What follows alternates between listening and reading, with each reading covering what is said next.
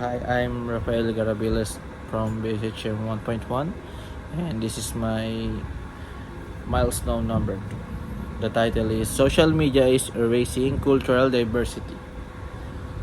Have you ever noticed how people from different countries just like speaking in the same trends online?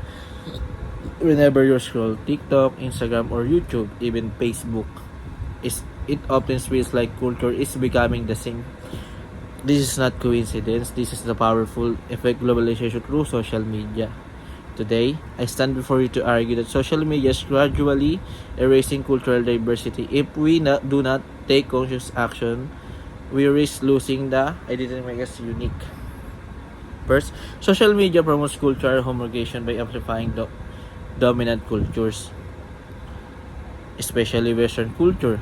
Algorithms prioritize content that gains them more engagement, and this is often comes from already influential countries like United States. As a result, trends in fashion, beauty standards, languages, even humor, and heavily influenced by Western ideals.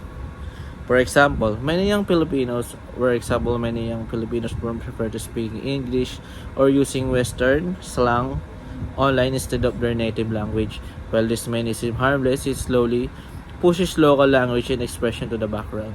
Second, social media creates pressure to conform rather than preserve uniqueness. People, especially the youth, feel the need to follow viral trends to stay relevant instead of celebrating traditional dances, clothing, or custom many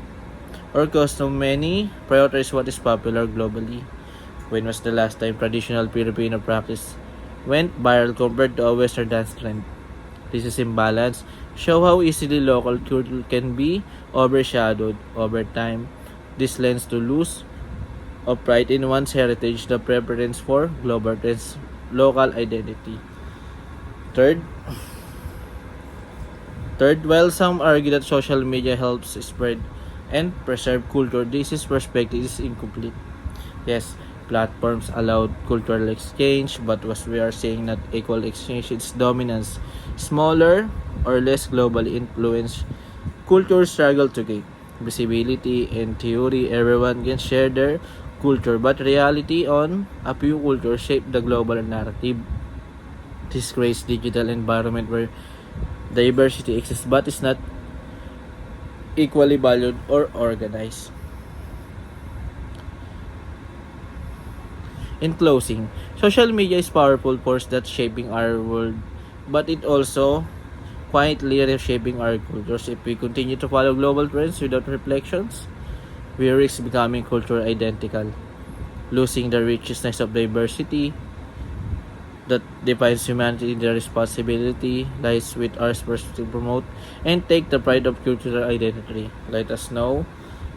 Let us not allow our uniqueness to fade into shameness. Instead, let us the globalization to erase culture, but to celebrate it. Thank you.